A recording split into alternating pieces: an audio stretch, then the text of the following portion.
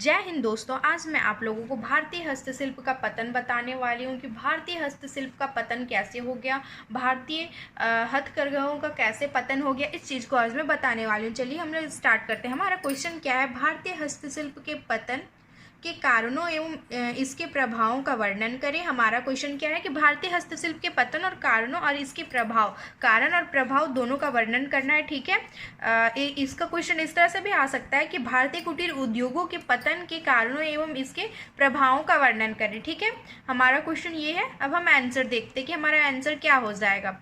हमारा आंसर हो जाएगा कि अंग्रेजों के आगमन के समय भारतीय कुटीर उद्योगों द्वारा उत्पादित वस्तुओं की गुणवत्ता विश्व भर में प्रसिद्ध थी। मतलब अंग्रेजों के आगमन से पहले, जब अंग्रेज भारत में नहीं आए थे, उससे पहले जो भारतीय कुटीर उद्योग थे, ये जो थे ना, इनकी वस्तुओं की गुणवत्ता जो थी वो विश्व भर में प्रसिद्ध थी। इनकी वस्तुओं की गुणवत्ता जो थी वो विश्व भर में प्रसिद्ध थी।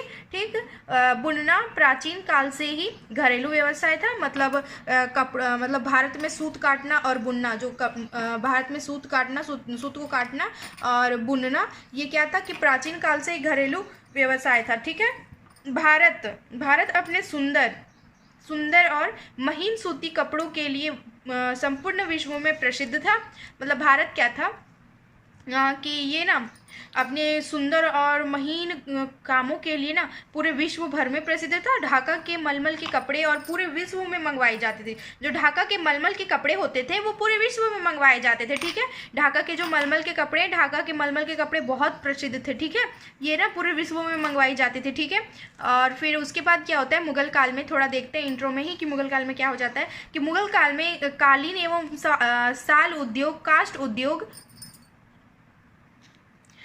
इसका चमड़ा उद्योग, स्वर्ण उद्योग, चीनी उद्योग, हाथी दांत उद्योग विश्व भर में प्रसिद्ध हो चुके थे। मतलब क्या था कि मुगल काल में ना काष्ठ उद्योग थे, साल के उद्योग थे, चमड़ा उद्योग था, स्वर्ण उद्योग था, मतलब सोना चांदी का भी व्यापार, मतलब उद्योग थे। फिर चीनी उद्योग, हाथी दांत का उद्योग जो था वो विश्व भर में प्रसिद्ध थे। यहाँ से इन चीज़ों का निर्यात जो था वो पूरे विश्व में होता था। ठीक है, फिर क्या होता है कि ब्रिटिश अधिकारियों का मानना था कि, मतलब ब्रिटिश अधिकारी जो थे उनका मानना था कि जिस समय आधुनिक औद्योगिक व्यवस्था का जन्म स्थान पश्चिमी यूरोप था, उस समय भारत अपने शासकों के वैभव और शिल्पकारों की उच्च कोटि की कलात्मक कारीगरी के लिए विख्यात था। काफी समय बाद भी जब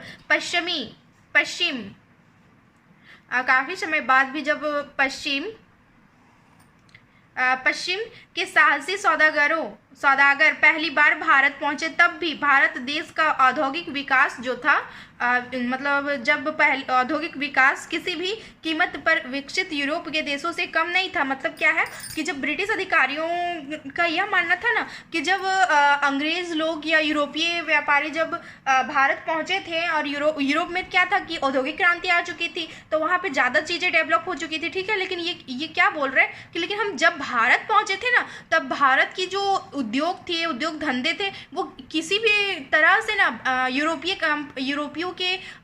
से कम नहीं था। ठीक है, मतलब इन लोगों ने खुद कंपेयर किया है कि ये जो था उद्योग उन लोगों का, ये बहुत अच्छा था, हम लोगों से अच्छा था। ठीक है, उन्होंने ऐसा बोला है। ठीक, फिर क्या है कि इस प्रकार अंग्रेजों के आने से पहले 17वीं और 18वीं शताब्दी के मध्य में बर्नियर नामक फ्रांसीसी यात्री ने लिखा कि भारतवर्ष को छोड़कर कोई भी देश ऐसा नहीं था जहां इतनी विभिन्न प्रकार की वस्तुएं पाई जाती थी। मतलब एक फ्रांसीसी यात्री थे जिनका नाम बर्नियर था। उन्होंने लिखा है कि मतलब भारतवर्ष को छोड़कर, मतलब भारत को छोड़कर कोई भी ऐसा देश नहीं था ना जहाँ पे इतनी विभिन्न प्रकार की वस्तुएं पाई जाती। सबसे ज़्यादा विभिन्न प्रकार की वस्तुएं जो थी वो भारत में ही पाई जाती थी। यहाँ हर एक प्रकार की वस्तुएं पाई जाती थी, लेकिन इसकी अपेक्षा दूसरे देशों में ऐसा कुछ नहीं था। वहाँ पे किसी न किसी चीज़ की कमी हो ही जाती थी। ठीक है, अब हमारा क्या है इसके पतन देखते हैं। अब इसके पतन के क्या क्या कारण हुए। ठीक है, कि भारतीय हस्तशिल्प उद्योगों के पतन के कारण निम्नलिखित थे। पहला हमारा पॉइंट क्या हो जाएगा, मुगल सत्ता के विघटन से उत्पन्न स्थिति। मतलब क्या है कि मुगल सत्ता के विघटन से उत्पन्न स्थिति। मुगल सत्ता की समाप्ति से क्या हो गया, मुगल सत्ता की समाप्त होते ही बहुत सारी स्थिति खराब होने लगी। क्या हुआ था, पहले जब औरंगजेब की मृत्यु हो जाती है, उसके बाद क्या होता है, औरंगजेब की मृत्यु के बाद मुगल सत्ता जो रहती है वो कमजोर पड़ने लगती है। वहाँ मुगलों के अंतर्गत जितने भी रियासतें, देसी रियासतें थे, वो क्या होते कि आज़ाद होने लगते हैं और सब एक दूसरे से प्रतिस्पर्धा करते हैं। इस तरह से क्या होता है कि यहाँ पे अराजकता और अशांति की स्थिति उत्पन्न हो जाती है, जिसके कारण मतलब उस समय भारत की स्थिति खराब ही हो गई ना। जब कोई देश की स्थिति अराजकता और अशांति से भरी रहो तो उसकी स्थिति तो खराब ही होती है, तो उस तरह से उनकी स्थिति खराब होने लगती है और ऐसे में कोई भी ध्यान नहीं दे पाता है। ये हस्तशिल्प मतलब हथकरघा पे कोई ध्यान नहीं दे पाता है, न ही हस्तशिल्प पर, न ही कारीगर और शिल्पकारों को किसी तरह का नियंत्रण मिल पाता है। इस तरह से इन लोगों का पतन यहीं से प्रारंभ हो जाता है। ठीक है, चलिए देखते क्या है इसमें लिखे सो। औरंगजेब की मृत्यु के बाद तेजी से मुगल सत्ता का पतन शुरू हो गया। ठीक है, विभिन्न प्रांतों के सूबेदार केंद्रीय सत्ता के नियंत्रण से मुक्त होकर स्वतंत्र राज्यों की स्थापना करने लगे। उस समय अशांति और अराजकता की स्थिति पूरे भारत में फैली थी, जिस कारण कुटीर उद्योगों का पतन हुआ और जब ईस्ट इंडिया कंपनी ने उन पर चोट किया तो वे भरभरा कर गिरने लगे। ठीक है, अब हमारा नेक्स्ट पॉइंट क्या है, दूसरा पॉइंट, देसी राज्यों का विनाश। देसी राज्यों के विनाश के साथ ही ये हस्तकरघा जो हस्तशिल्प थे उसका भी विनाश हो गया, कुटीर उद्योगों का भी विनाश हो गया, क्योंकि जो देसी राजा थे वही इन हस्तशिल्प करघाओं को, जो हस्तशिल्प थे, जो भी ये कारीगर थे, उनको यही नियंत्रण दिया करते थे और इनकी भलाई किया करते थे। अपने राजमहल की सज्जा सजावट के लिए इन्हीं की वस्तुएं खरीदा करते थे। लेकिन क्या हो गया कि जब इन्हीं का विनाश हो गया तो ये हस्तशिल्प का कौन मतलब रक्षक बनता। ठीक है, देखते इसमें क्या है। सो भारतीय रियासतों के शासक परंपरागत भारतीय कुटीर उद्योगों के संरक्षक थे। वे कुशल शिल्पी एवं कारीगरों को निरंतर सहायता एवं संरक्षण देकर प्रोत्साहित करते थे। उनके महलों एवं दरबारों की सजावट के लिए वस्तुओं की मांग बनी रहती थी।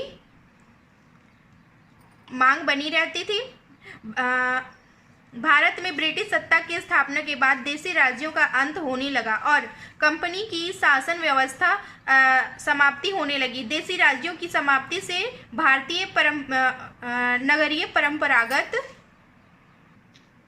हस्तकलाओं एवं उद्योगों पर बुरा प्रभाव पड़ा।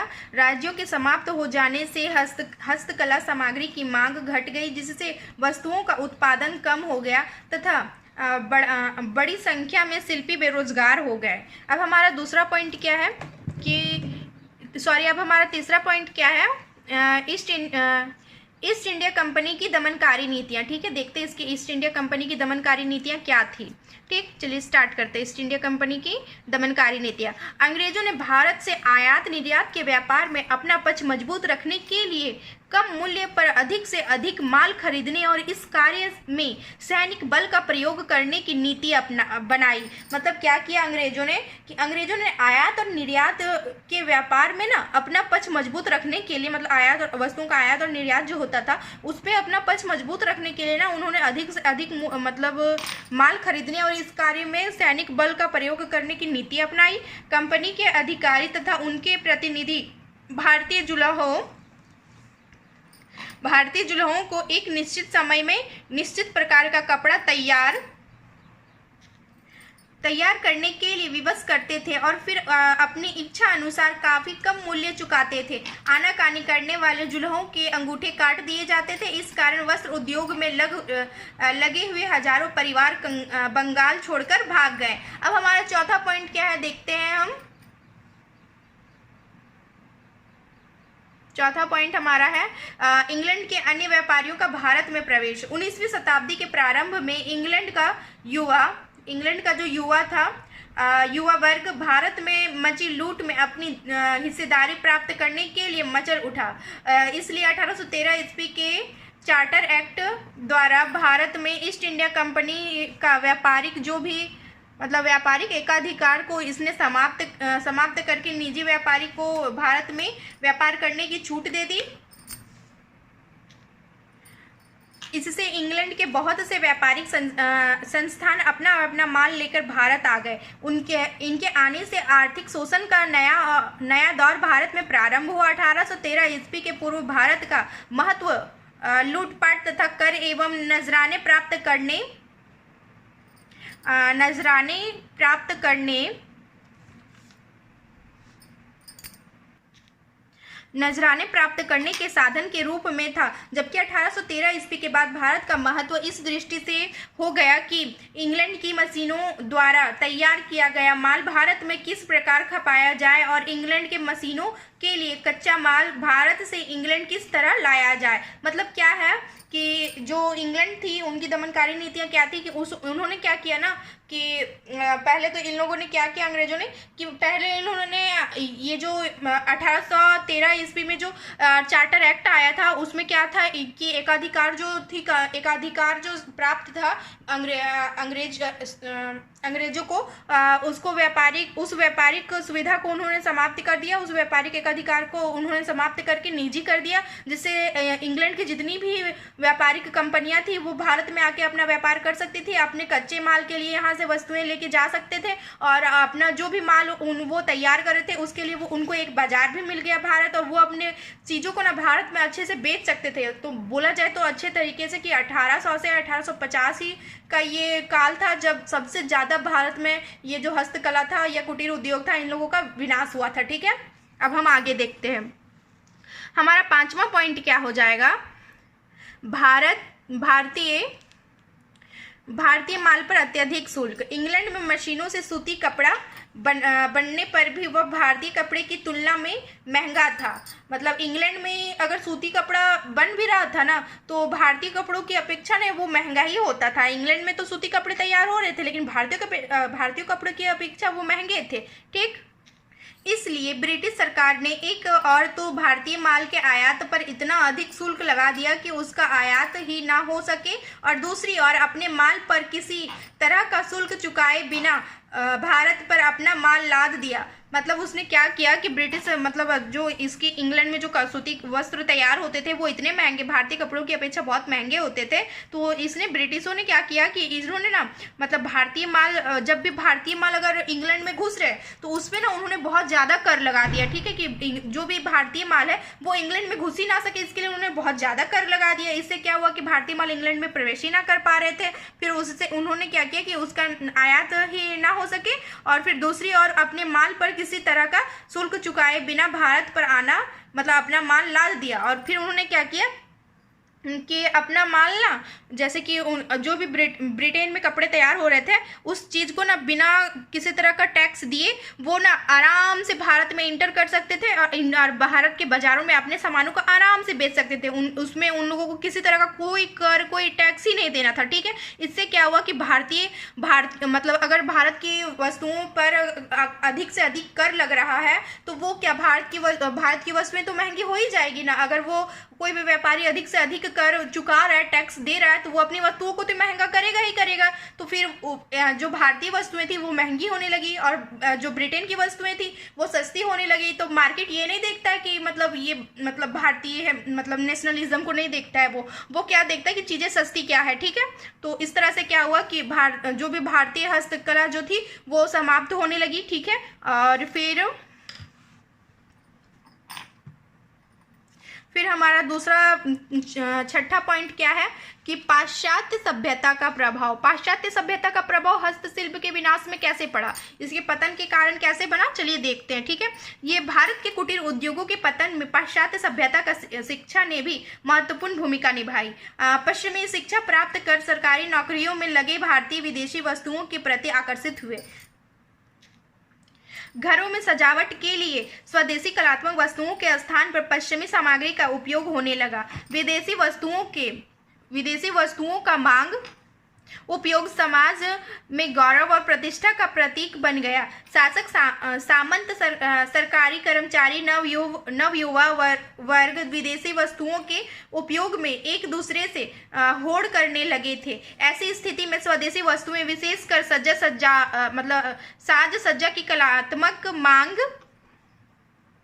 मांग में कमी आने लगी और कुटीर उद्योगों का पतन होने लगा।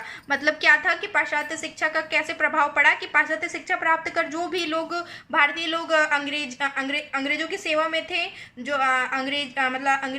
सरकारी नौकरियों में थे, उन्होंने क्या किया कि अब हमारा नेक्स्ट पॉइंट क्या है कि रेल का निर्माण कैसे हस्तशिल्प के पतन में भूमिका निभाती है उसको हम देखते हैं। ठीक है, रेल का निर्माण मतलब ब्रिटिश सरकार ने भारत में रेलों का निर्माण इस उद्देश्य से किया कि वह ब्रिटेन में उद्योगों को कच्चे माल और बाजार संबंधी वस्तु आवश्यकताओं की पूर्ति कर सके। 19वीं शताब्दी में भारत में रेलों का जाल बिछ गया। इससे ग्रामीण हस्तशिल्प वैश्विक प्रतिस्पर्धा का शिकार हो गया, क्योंकि अब 7 समंदर पार से आने वाली सस्ती मशीनें चीजें गांव जो सस्ती मशीनों की चीजें थी वो गांव क्योंकि अब 7 समंदर पार से आने वाली सस्ती मशीनों की चीजें गांव में भी उपलब्ध होने लगी। आयात के सुगम साधनों से गांव के लोग शहर जाने लगे, जिससे ग्रामीण समुदाय टूटने लगे। सस्ते यूरोपीय सूती कपड़े और बर्तनों के अत्यधिक आयात से ग्रामीण हस्तकला उद्योग नष्ट हो गए। अब हमारा नेक्स्ट पॉइंट क्या है? नेक्स्ट पॉइंट हमारा अकालों का दुष्प्रभाव। अकालों का दुष्प्रभाव कैसे पतन का कारण बनता है देखते हैं। ब्रिटिश शासन की स्थापना के बाद बार बार पड़ने वाले अकालों ने भी कुटीर उद्योगों के पतन में योगदान दिया। अकालों के परिणाम स्वरूप लाखों लोग मारे गए, जिनमें कारीगर और शिल्पी भी थे। इसके अलावा जो लोग बच गए थे उनकी स्थिति भी शोचनीय हो गई थी। जुल्हे, धोबी, कुम्हार, लोहार, बढ़ई आदि शिल्पकार बेकारी और भूखमरी से पीड़ित हो गए और उनके व्यवसाय चौपट हो गए। अब हमारा नेक्स्ट पॉइंट क्या है? गिल्ड पद्धति का नाश। गिल्ड पद्धति क्या था? गिल्ड पद्धति ना ये हस्तशिल्पकार जो हस्तकला थी उसका मतलब एक तरह से वो संरक्षण प्रदान करता था। मतलब गिल्ड पद्धति एक संस्था थी जो संरक्षण प्रदान करते थे हस्तशिल्पकारों को। ठीक है, वो नियम निकालते थे, उन नियम के अनुसार जो हस्तशिल्प थे वो अपने कार्य करते थे। ठीक है, देखते हैं। जब तक भारतीय शहरी उद्योगों में गिल्ड पद्धति बनी रही, कुटीर उद्योगों में अनुशासन बना रहा। गिल्ड पद्धति के नष्ट होने से कारीगरों एवं उनके द्वारा निर्मित वस्तुओं पर निगरानी रखने वाला कोई संगठन न रहा। इससे कुटीर उद्योगों को भारी धक्का लगा। अब हम देखते हैं कि हस्तशिल्प जो था वो हस्तशिल्प उद्योगों के पतन का क्या प्रभाव निकला। ठीक है, पहला प्रभाव इसका है कि अर्थव्यवस्था पर घातक प्रभाव। तो इससे तो पता ही चलता है कि किसी भी देश का अगर हस्तशिल्प कला ही समाप्त कर दिया जाए तो अर्थव्यवस्था पर तो घातक प्रभाव पड़ेगा ही पड़ेगा। चलिए इसको देखते हैं क्या है। कुटीर उद्योग भारतीय आर्थिक समृद्धि के आधार थे। उनके पतन से भारतीय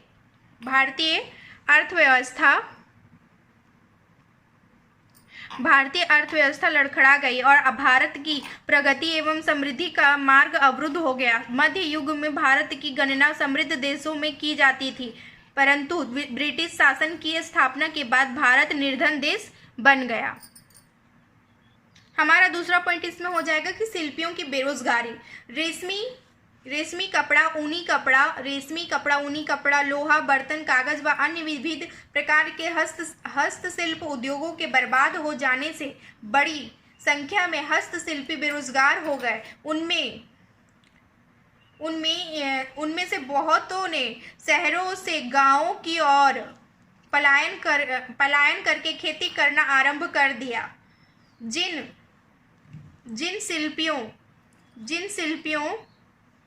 जिन शिल्पियों के पास थोड़ा बहुत पैसा था वे भूमि खरीदकर स्वतंत्र किसान बन गए। कुछ शिल्पियों ने नवविकसित उद्योगों में रोजगार ढूंढने का प्रयास किया। व्यापार संतुलन पर प्रतिकूल प्रभाव। हमारा नेक्स्ट पॉइंट क्या है? व्यापार संतुलन पर प्रतिकूल प्रभाव। अंग्रेजों के आगमन से पहले भारत का विदेशी व्यापार भारत के अनुकूल था। भारतीय कुटीर उद्योगों के उत्पादन का भारी मात्रा में निर्यात होता था और आयात काफी कम होता था, जिससे भारत में समृद्धि बढ़ती रही। ब्रिटिश शासन काल में कुटीर उद्योगों के विनाश से भारतीय निर्यात की अपेक्षा आयात की मात्रा अधिक हो गई। व्यापार संतुलन के प्रतिकूल होने से भारत से पूंजी का निकास होने लगा तथा भारत औद्योगिक देश से खेतीहर देश बन गया। भारत की अर्थव्यवस्था की आत्मनिर्भरता समाप्त हो गई।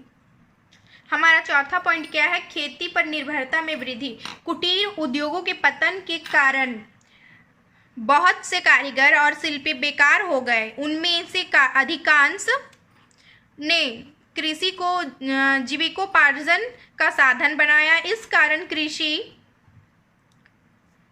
कृषि पर निर्भर लोगों की संख्या बढ़ गई तथा भूमि का विभाजन और उपविभाजन आरंभ हुआ। इससे भूमि की उत्पादन क्षमता और खेती में लगे लोगों के बीच संतुलन बिगड़ गया और उत्पादन में भारी गिरावट आ गई। अब हमारा क्या है, नेक्स्ट पॉइंट है, ये है कला कौशल को क्षति। मतलब कला कौशल को क्षति कैसे पहुंचा कि जो भी भारतीय हस्तशिल्प कला था वो उनको कोई संरक्षण प्रदान ही नहीं कर रहा है। अंग्रेज जो थे उसके खिलाफ हो गए, उसको दबाने के लिए हर एक नियम अपनाने लगे। तो क्या हुआ कि कला कौशल की क्षति हो गई, कला कौशल की समाप्ति हो गई, कला कौशल को बढ़ावा मिला ही नहीं। तो कला कौशल एकदम से शांत हो गया, एकदम विलुप्त जैसा जो नहीं होता है कि विलुप्त ही होने लगा। और फिर क्या हुआ कि लोग जो थे वो खेती की ओर ज़्यादा निर्भर हो गए और खेती करना प्रारंभ कर देते हैं। ठीक है, और इससे क्या हुआ कि बेरोजगारी की समस्याएं उत्पन्न हुई, बहुत सारी मतलब दुविधाओं को इन लोगों को सामना करना पड़ा। Thank you.